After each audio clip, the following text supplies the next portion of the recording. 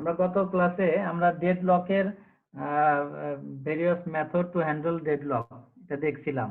Deadlock handle করার যে method গুলা, 4টা মেথড আমরা ডিসকাস করছি গত ক্লাসে। ফার্স্ট হচ্ছে ডেডলক ইগনোরেন্স, বা এটাকে অস্ট্রিচ মেথডও বলা হয়।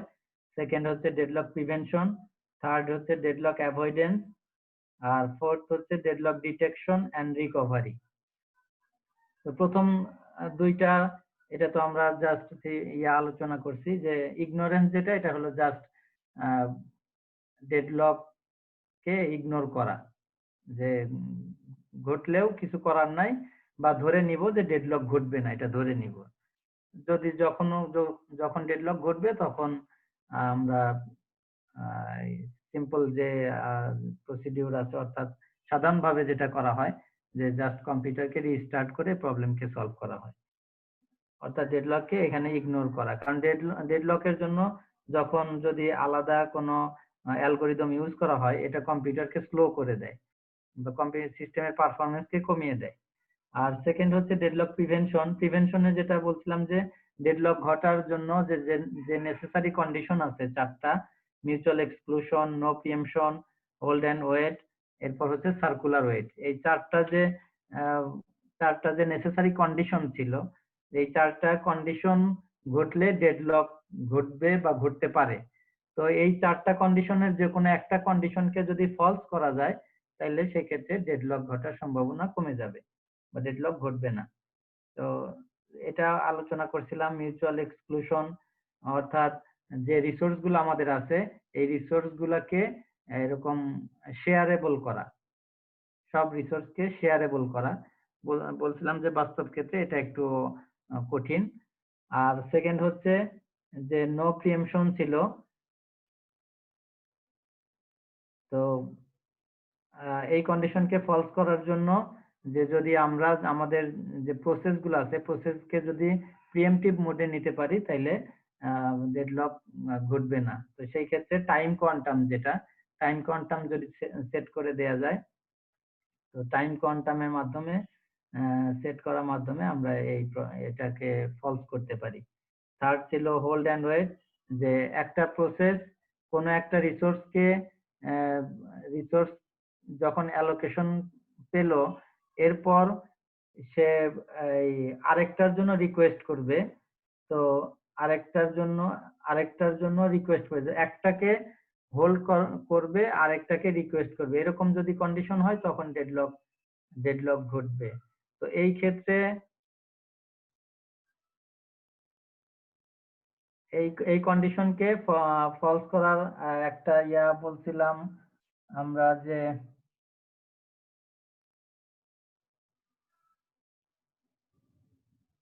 সরি, সার্কুলার ওয়েট যেটা ছিল। সার্কুলার ওয়েট হচ্ছে যে সার্কেল তৈরি হওয়া। এই সার্কেল তৈরি হওয়ার ক্ষেত্রে আমরা এটা গত ক্লাসে ডিসকাস করছিলাম, যে অবশ্যই প্রত্যেকটা প্রসেস রিকোয়েস্ট করবে ইনক্রিজিং অর্ডারে, ডিক্রিজিং অর্ডারে রিকোয়েস্ট করতে পারবে না। অর্থাৎ যে রিসোর্স গুলো থাকবে, এই রিসোর্স গুলোকে যদি আমরা নাম্বারিং করি 1 2 3 4 এইভাবে নাম্বারিং করি, তাহলে একটা প্রসেসকে রিসোর্সকে রিকোয়েস্ট করার পর যদি ওইটা যে নাম্বার, অর্থাৎ যদি রিসোর্স নাম্বার 2 কে রিকোয়েস্ট করে এবং ওটাকে অ্যালোকেশন দেওয়া হয়, এরপর সে তার উপরের, অর্থাৎ রিসোর্স 3 বা রিসোর্স 4, এরকম ইনক্রিজিং অর্ডারে সে রিকোয়েস্ট করতে পারে, ডিক্রিজ অর্ডারে রিকোয়েস্ট করবে না। তাইলে আমাদের সার্কেল তৈরি হওয়ার সম্ভাবনাটা কমে যাবে।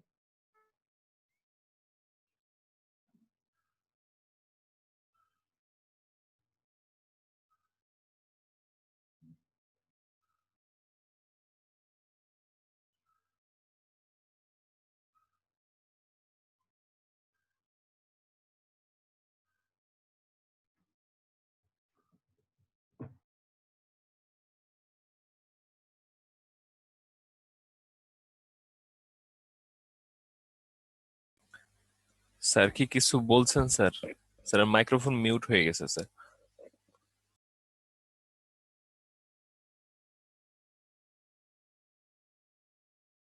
হ্যালো, হ্যাঁ, শুনতে পাচ্ছো? জি স্যার, এখন শোনা যাচ্ছে স্যার, এতক্ষণ মিউট ছিল স্যার। আচ্ছা, আমরা এই এরপর ডেডলক অ্যাভয়েডেন্স এবং ডেডলক ডিটেকশন এন্ড রিকভারি, যে দুইটা অ্যালগরিদম আছে, আমরা পর্যায়ক্রমে এই দুইটা অ্যালগরিদম আমরা ডিসকাস করব। তার মধ্যে ডেডলক অ্যাভয়েডেন্স অ্যালগরিদম, যেটা ডেডলককে আমরা কিভাবে অ্যাভয়েড করতে পারি এটার জন্য একটা অ্যালগরিদম ইউজ করা হয়, সেটাকে সাধারণভাবে ব্যাংকার্স অ্যালগরিদমও বলা হয়, বা এটাকে সেফটি অ্যালগরিদমও বলা হয়। ব্যাংকার্স অ্যালগরিদম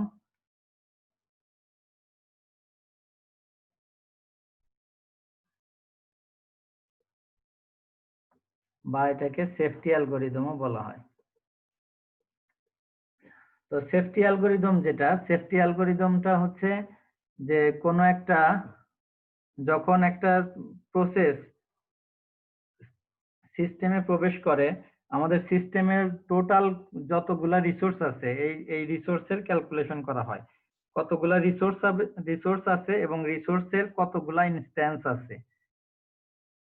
তো প্রথমে যখন কোন একটা প্রসেস সিস্টেমে প্রবেশ করে, অপারেটিং সিস্টেমের কাছে সাবমিট হয়, তখন শুরুতেই তার নিডটা জানা হয়, যে তার এট এ টাইম তার কয়টা রিসোর্সের প্রয়োজন হতে পারে, ম্যাক্সিমাম কয়টা রিসোর্স তার প্রয়োজন হতে পারে।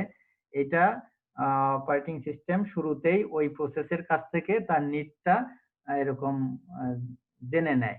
তারপর এরকম যতগুলা প্রসেস সিস্টেমে আসছে, সবগুলা প্রসেসের টোটাল যে নিড, রিসোর্সের যে নিড এটা এবং অ্যাভেলেবল যে রিসোর্স এটার সাথে কম্পেয়ার করে। যদি অ্যাভেলেবল যে রিসোর্স আছে তার চাইতে নিডটা বেশি হয়, তাহলে যদি ওই অ্যালোকেশন দেয়া হয়, সেই ক্ষেত্রে সিস্টেম আনসেফ স্টেটে চলে যাবে। আর যদি নিডটা যদি অ্যাভেলেবল রিসোর্সের চাইতে লেস হয়, অর্থাৎ কম থাকে, সেই ক্ষেত্রে সেফ স্টেটে থাকবে সিস্টেম। সেই ক্ষেত্রে যে প্রসেসগুলা রিকোয়েস্ট করছে তাদেরকে অ্যালোকেশন দেয়া হবে। এটাই হচ্ছে মূলত সেফটি অ্যালগরিদম।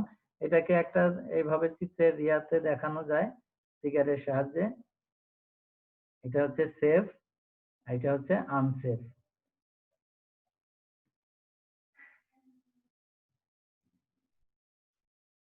এখন একটা সিস্টেমে, আমাদের সিস্টেমে রিসোর্স সংখ্যা কতগুলা বা রিসোর্সের ইনস্ট্যান্স মোট কতগুলা আছে। ইনস্ট্যান্স বলতে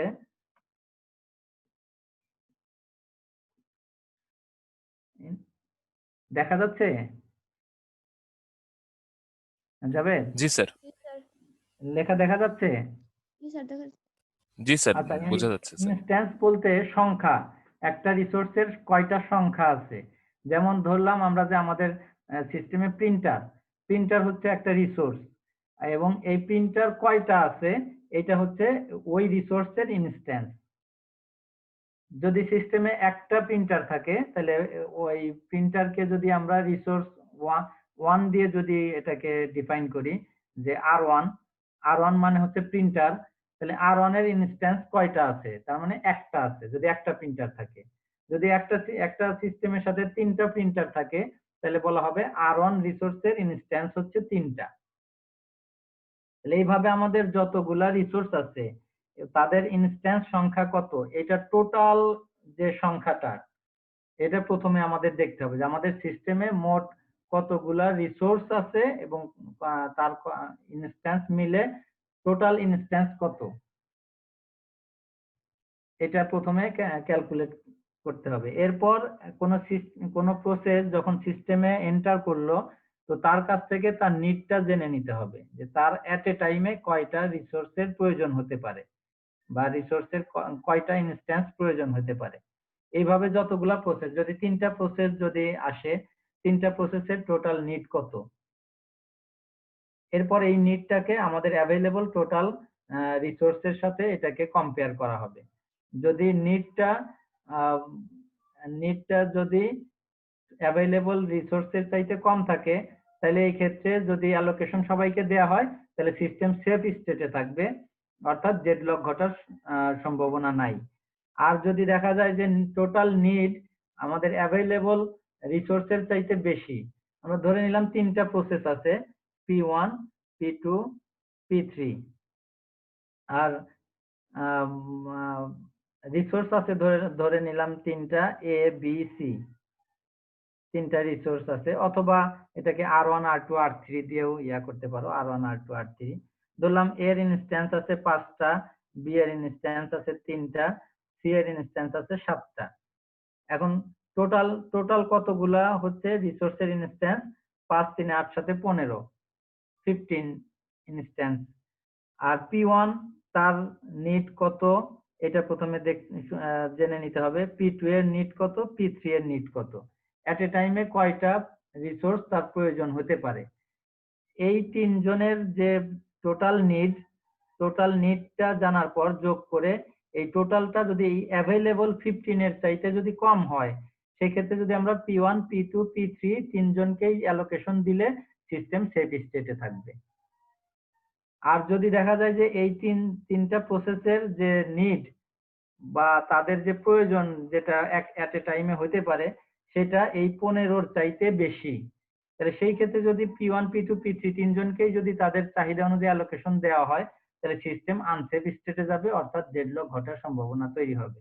তো ব্যাংকার্স অ্যালগরিদম বা সেফটি অ্যালগরিদম কি করে? শুরুতেই এই প্রসেসের কাছ থেকে তার নিডটা জেনে নেয় এবং এটাকে কম্পেয়ার করে অ্যাভেলেবল রিসোর্সের সাথে। যদি অ্যাভেলেবল রিসোর্সের চাইতে এই নিডটা যদি কম থাকে, তখন অ্যালোকেশন দেয়। আর যদি দেখে যে না, যে এই প্রসেস তাদের নিডটা অ্যাভেলেবল রিসোর্সের চাইতে বেশি, তখন কোনো প্রসেসকে অ্যালোকেশন দেয় না, অর্থাৎ দিলে তো আনসেফ স্টেটে যাবে। তো এই সেফ আর আনসেফ স্টেট প্রথমেই এটা ডিফাইন করা বা প্রথমেই এটা ক্যালকুলেট করে বের করা, এটাই হচ্ছে ব্যাংকার্স অ্যালগরিদমের কনসেপ্ট। কি বোঝা গেছে?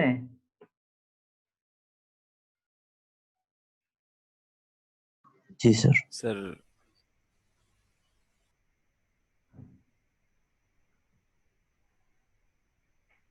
একটা যদি উদাহরণ, যখন উদাহরণ দেখলে এটা আমাদের আরেকটু ক্লিয়ার হয়ে যাবে।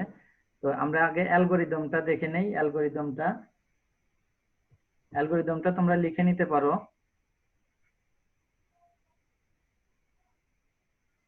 যাবে? জি স্যার। আচ্ছা, খাতা দেখা যাচ্ছে তো? জি স্যার। আচ্ছা, অ্যালগরিদমটা আমরা দেখি, ব্যাংকার্স অ্যালগরিদম বা সেফটি অ্যালগরিদম যেটা। প্রথমে এটার সেফটি অ্যালগরিদম ডাটা স্ট্রাকচারটা প্রথমে লিখতে হবে। এটা একটু লিখে নিতে পারো, অথবা ইয়াতেও পাবা, সমস্যা নাই। ডাটা স্ট্রাকচার হচ্ছে, দেখো শুরুতে হচ্ছে অ্যাভেইলেবল।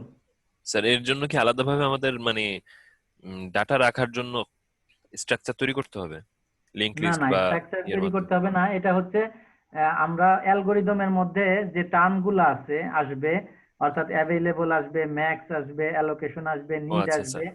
কোনটা কি এটাকে জাস্ট ডিফাইন করা, এটা হচ্ছে ডাটা স্ট্রাকচার। আর এরপরে আমাদের মূল অ্যালগরিদমটা। আচ্ছা ঠিক স্যার। আছে? আচ্ছা, অ্যাভেইলেবল।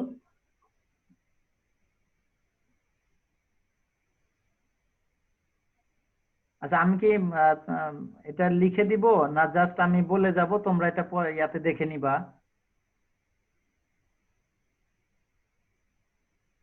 স্যার বইয়ে যদি থাকে তাহলে স্যার পেজ নাম্বারটা যদি বলে দেন স্যার। বইয়ে আমি তো বই ইয়া করিনি তো, ইয়াতেই পাবা, বইয়ের এভাবে মধ্যেই লিখে দেন স্যার। বা ইয়াতে তাহলে নেটে স্যার লিখে লিখলেই। দেওয়াটাই বেটার স্যার। আচ্ছা, ঠিক আছে, তাহলে লেখো।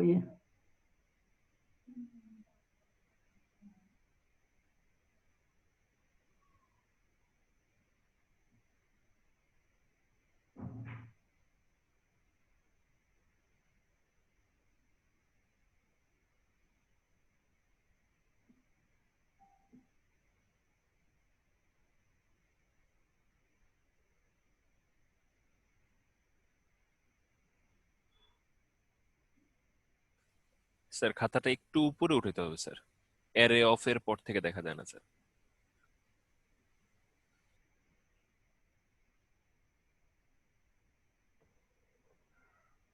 আচ্ছা, আমি স্ক্রিনশটটা যদি দিয়ে দেই, লিখতে তো সময় লাগবে অনেক। আচ্ছা স্যার, তাহলে ওইটাও বেটার। স্ক্রিনশটটা দিয়ে দিলাম বা তোমার পিডিএফটা দিয়ে দিলাম। এখনই দিলে ভালো হয় নাকি? স্যার এখন যদি স্যার স্ক্রিন শেয়ার করতেন স্যার, আচ্ছা তাহলে সম্ভব স্ক্রিন স্যার? শেয়ার করি, ওকে, এটাই ভালো হয়। দেখো,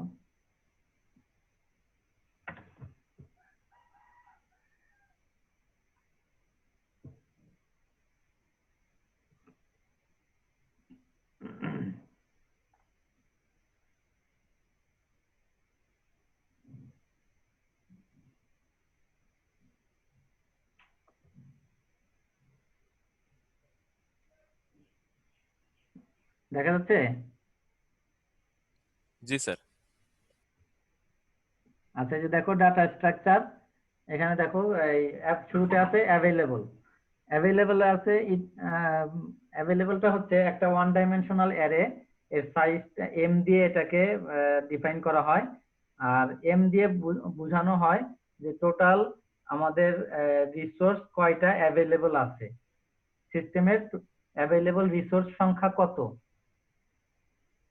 the number of available resources of each type, অর্থাৎ যতগুলা রিসোর্সের টাইপ আছে তার মধ্যে এই অ্যাভেলেবল কয়টা আছে এইটা। যেমন পরে নেক্সট ইয়াতেই দেখো অ্যাভেলেবল জে ইকুয়াল টু কে, এখানে কে এটা বুঝাচ্ছে যে ওই ধরে নিলাম যে আর আর আর দিয়ে রিসোর্স যদি হয় তাহলে আর জে, জের ভ্যালুটা 1 হইতে পারে, 2 হইতে পারে, 3 হইতে পারে, 4 হইতে পারে। তো যেমন আমি বললাম যে যদি প্রিন্টার হয়, তো প্রিন্টারকে আমি বলি যে প্রিন্টারটাকে আমি আর3 দিয়ে বুঝাচ্ছি, তাহলে জের ভ্যালুটা এখানে 3, তাহলে আর3 হচ্ছে প্রিন্টার ইকুয়াল টু কে। কে মানে হচ্ছে তাহলে প্রিন্টারের কয়টা ইনস্ট্যান্স আছে আমাদের সিস্টেমে। যদি 3টা প্রিন্টার লাগানো থাকে সিস্টেমের সাথে তাহলে কে এর ভ্যালুটা হবে 3। বোঝা যাচ্ছে?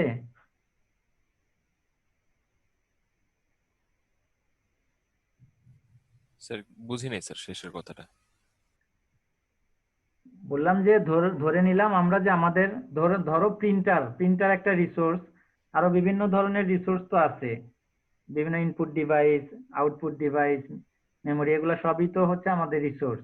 তো ধরে নিলাম ধরো প্রিন্টার একটা রিসোর্স, তো এই প্রিন্টারের কয়টা ইনস্ট্যান্স আছে অ্যাভেলেবল, এটা বোঝানো হয় অ্যাভেলেবল ম্যাট্রিক্স দ্বারা। ঠিক আছে? তো এখানে জি sir. Available J equal to K, J দিয়ে বোঝানো হয় অ্যাভেলেবলের টাইপটা, অর্থাৎ এটাকে আমরা 1 2 3 এটা দিয়ে ডিফাইন করতে পারি। জের ভ্যালুটা 1 হইতে পারে, 2 হইতে পারে, 3 হইতে পারে। তো ধরো জের ভ্যালু যদি 3 হয় তাহলে আর3, তাহলে আর3 মানে ধরে নিলাম প্রিন্টার, তাহলে প্রিন্টারের কয়টা ইনস্ট্যান্স আছে আমাদের সিস্টেমে, এই ইনস্ট্যান্স সংখ্যাটা হচ্ছে কে দিয়ে বোঝানো হয়, অ্যাভেলেবল জে ইকুয়াল টু কে। ঠিক আছে? অর্থাৎ আর জে ইকুয়াল টু কে। তো আর জে মানে যদি জে এর ভ্যালু 3 হয় তাহলে আর3 ইকুয়াল টু কে, মানে যদি 3টা প্রিন্টার থাকে তাহলে 3টা ইনস্ট্যান্স আছে, অর্থাৎ কে এর ভ্যালুটা হচ্ছে 3। আর এরপর আছে দেখো max, it is a 2 dimensional array of size n into m that defines the maximum demand of each process in a system. Maximum হচ্ছে একটা প্রসেস যখন সিস্টেমে এন্টার করে তখন তার কাছ থেকে আমি বলে নিলাম যে ব্যাংকার্স অ্যালগরিদমের কনসেপ্টটা হচ্ছে যে ওই প্রসেসের কাছ থেকে তার ডিমান্ডটা চাওয়া হয়, যে তার এট এ টাইমে কয়টা রিসোর্স প্রয়োজন হইতে পারে, এই যে সর্বোচ্চ কয়টা প্রয়োজন হইতে পারে এটা হচ্ছে ম্যাক্স দিয়ে বোঝানো হয়। যেমন এই যে max I J equal to K means process PI, PI হলো কোন একটা প্রসেস, এটা ধরো প্রসেস পি1 হতে পারে বা পি2 হতে পারে বা পি3ও হতে পারে, আই এর ভ্যালু যা হবে তো ওইটা হচ্ছে ওই প্রসেস।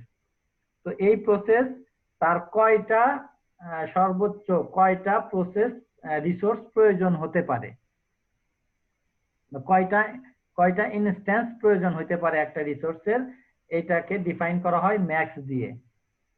এরপর হচ্ছে অ্যালোকেশন, যখন একটা হচ্ছে তার চাহিদা কয়টা প্রয়োজন হইতে পারে, আর একটা হচ্ছে এখন তার কয়টা লাগতেছে, সে রিকোয়েস্ট করছে কয়টার জন্য।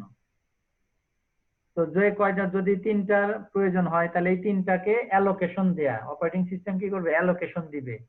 তো অ্যালোকেশন কয়টাকে অ্যালোকেশন দেয়া হয়েছে তাকে, এটা বোঝানো হয় অ্যালোকেশন ম্যাট্রিক্স দ্বারা। এটা 2 dimensional array n into m দিয়ে এটাকে ডিফাইন করা হয়। যেমন দেখো যে allocation i j equal to k means process pi is currently allocated k instances, অর্থাৎ এখন এই মুহূর্তে কয়টা ইনস্ট্যান্স অ্যালোকেশন দেয়া আছে ওই প্রসেসকে, এটা অ্যালোকেশন ম্যাট্রিক্স দিয়ে বোঝানো হয়। আর লাস্ট হচ্ছে নিড। নিড হচ্ছে এখন তার কয়টা প্রয়োজন, একটা হচ্ছে ম্যাক্সিমাম কয়টা প্রয়োজন হতে পারে, আর নিডটা হচ্ছে এখন তার কয়টা প্রয়োজন, এই মুহূর্তে তার কয়টা প্রয়োজন, এটা হচ্ছে নিড। আর ম্যাক্স হচ্ছে সর্বোচ্চ, কোন এক সময়ে সর্বোচ্চ সে কয়টার জন্য রিকোয়েস্ট করতে পারে, এটা হচ্ছে তার ম্যাক্স। আর নিড হচ্ছে এখন সে কয়টা চাচ্ছে, এটা হচ্ছে তার নিড। এটা হচ্ছে জাস্ট ডাটা স্ট্রাকচার, যে এইগুলা আমাদের পরে অ্যালগরিদমের মধ্যে এই টার্মগুলো আসবে, তো এটাকে ডিফাইন করে দেওয়া। এখন আমরা সেফটি অ্যালগরিদম কিভাবে করব, প্রথমে যখন সিস্টেমে কোনো একটা প্রসেস এন্টার করছে তখন তার কাছ থেকে তার ডিমান্ডটা চাওয়া হবে, ডিমান্ডটা চেয়ে নেওয়া হবে, অর্থাৎ ম্যাক্সিমাম কয়টা প্রয়োজন হইতে পারে। আর এরপর আমাদের নিড বের করতে হবে। নিড বের করার সিস্টেমটা হচ্ছে need equal to max minus allocation, এই সবই হচ্ছে ম্যাট্রিক্স। যেমন need IJ equal to max IJ minus allocation IJ, maximum কয়টা প্রয়োজন সেখান থেকে কয়টা অ্যালোকেশন দেয়া হয়েছে, বাকিটা তার নিড আছে। এই নিড ম্যাট্রিক্সটা শুরুতে বের করে নিতে হয়। এরপরে সেফটি অ্যালগরিদমের শুরুতে কি আছে, অ্যাভেলেবল রিসোর্স সংখ্যা কয়টা আছে আমাদের সিস্টেমে, এইটাকে প্রথমে ইনিশিয়ালাইজ করব ওয়ার্ক দিয়ে। ওয়ার্ক একটা আমরা ধরে নিলাম, শুরুতে ভেরিয়েবল ধরে নিলাম ওয়ার্কের মধ্যে অ্যাভেলেবল যে ভ্যালুটা, এটাকে ওয়ার্কের ভ্যালু হিসেবে ইনিশিয়ালাইজ করলাম শুরুতে। আর শুরুতে আমরা ধরে নিলাম finish i equal to false, কোন একটা প্রসেসের জন্য finish i equal to false ধরে নিলাম। এরপর আমরা চেক করব যে নিড যেটা, এটা অ্যাভেলেবল বা ওয়ার্কের চাইতে ছোট বা সমান কিনা। যদি ছোট বা সমান হয় তাহলে সেই ক্ষেত্রে অ্যালোকেশন দেয়া হবে, এবং অ্যালোকেশন দেওয়ার পর ওয়ার্কের ভ্যালুটা আবার বেড়ে যাবে, অর্থাৎ যে ওয়ার্কের আগের যে ভ্যালু ছিল, অর্থাৎ অ্যাভেলেবল যা ছিল তার সাথে অ্যালোকেশন যেটা ছিল এটা যোগ হয়ে যাবে, এবং ওই প্রসেসের জন্য finish i equal two true হবে, অর্থাৎ ওই প্রসেসটা এক্সিট হয়ে যাবে। এভাবে প্রত্যেকটা প্রসেসের জন্য এটা লুপ আকারে চলতে থাকবে। যদি সবগুলা প্রসেস এইভাবে ফিনিশ হয়ে যায়, অর্থাৎ এক্সিকিউশন কমপ্লিট হয়ে যায়, তাহলে বুঝতে হবে সিস্টেমটা সেফ স্টেটে আছে এবং সবগুলা প্রসেস এক্সিকিউশন কমপ্লিট হয়ে গেছে। আর যদি কোনো একটা প্রসেসের জন্য ফিনিশ আই ইকুয়াল টু ফলসই থেকে যায়, তাহলে সেই ক্ষেত্রে সিস্টেম আনসেফ স্টেটে থাকতেছে, অর্থাৎ সবগুলা প্রসেসের এক্সিকিউশন কমপ্লিট হবে না। এটা হচ্ছে জাস্ট এই ব্যাংকার্স অ্যালগরিদম আর কি। এখন এটার আমরা দেখবো, ইমপ্লিমেন্টেশনটা দেখবো।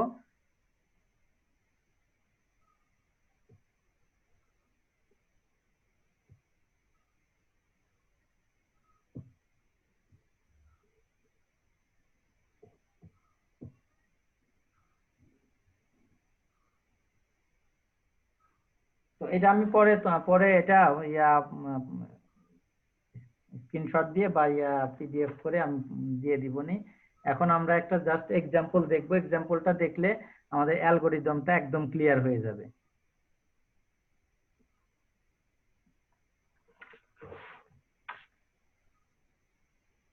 দেখা যাচ্ছে? জি স্যার। দেখা যাচ্ছে? জি স্যার। আচ্ছা, দেখো একটা এক্সাম্পল আমরা দেখি। Considering a system with 5 processes P0 to P4, পাঁচটা প্রসেস আছে P0, P1, P2, P3, P4 and 3 resources of type, তিনটা রিসোর্স আছে A, B, C এবং তাদের ইনস্ট্যান্স আছে। A has 10 instances ইনস্ট্যান্স তো বললামই আগে যে রিসোর্সের টাইপটা হচ্ছে এ, অর্থাৎ যে রিসোর্স তার কয়টা সংখ্যা আছে সিস্টেমে, এটা হচ্ছে ইনস্ট্যান্স বোঝানো হয় বা ইনস্ট্যান্স বলা হয়, কয়টা আছে। তাহলে এ রিসোর্স টাইপের ইনস্ট্যান্স আছে 10টা, B has 5 and type C has 7 instance. তাহলে টোটাল ইনস্ট্যান্স এখানে কত দেখো, 10 5 15 আর সাথে 22, টোটাল ইনস্ট্যান্স সংখ্যা আছে 22, এটা মাথায় রাখতে হবে আর কি। Suppose at time t0 following snapshot of the system has been taken। এখন কোন একটা সময়ে, একটা নির্দিষ্ট সময়ে t0 সময়ে আমরা নিচের অবস্থাটা আমাদের ধরো দেয়া আছে, এখানে প্রসেস দেয়া আছে, তাদের অ্যালোকেশন দেয়া আছে এবং ম্যাক্স দেয়া আছে, অ্যাভেলেবল দেয়া আছে। এখান থেকে আমরা দেখব যে সিস্টেম সেফ স্টেটে, ব্যাংকার্স অ্যালগরিদম অনুযায়ী সিস্টেম সেফ স্টেটে থাকে না আনসেফ স্টেটে যায়, এটা প্রথমে আমরা এরকম এটা বের করব। এখানে প্রসেস দেয়া আছে অ্যালোকেশন অলরেডি p0 কে এই রিসোর্সের এই ইনস্ট্যান্স গুলা অ্যালোকেশন দেয়া আছে।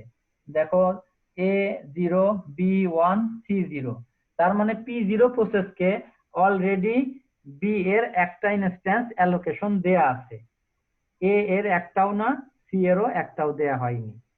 ঠিক একইভাবে p1 কে a এর 2টা ইনস্ট্যান্স আর b এবং c এর একটা ইনস্ট্যান্স দেওয়া হয়নি, অ্যালোকেশন দেয়া হয়নি। এভাবে বাকিগুলাও অ্যালোকেশন দেয়া আছে।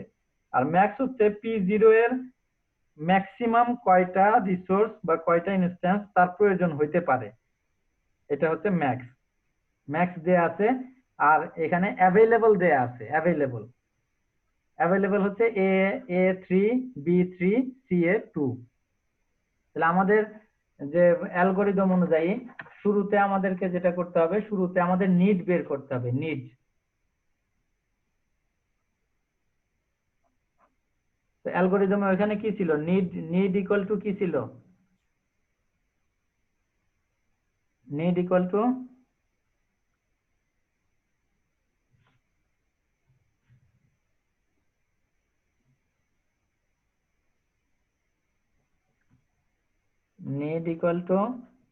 Max minus allocation.